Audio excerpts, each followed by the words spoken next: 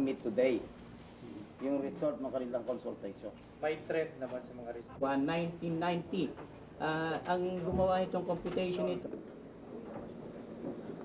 We therefore call on and appeal to PAL management and Mr. Lucio Tan to please reconsider its decision to close down the airline, not only for the sake of the thousands of employees and families directly affected by it, but also for the sake and interest of the Philippine nation.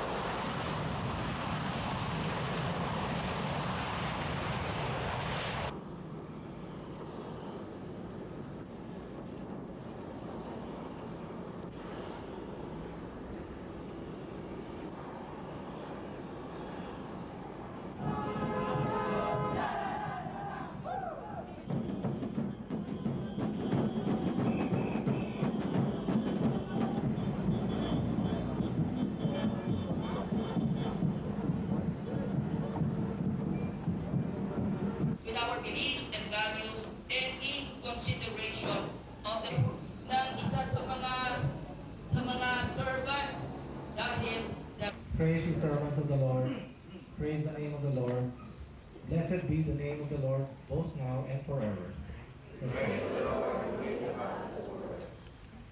I above all nations. as you guide creation according to your law of love. May we not So I think this is the time when we can just come together and pray and hope that a miracle will happen and PAL will live again. The thing is, it's closing, and that's what we're here to pray for, that it does not close. Because personally, I've invested 19 years in this company, and that's quite an investment.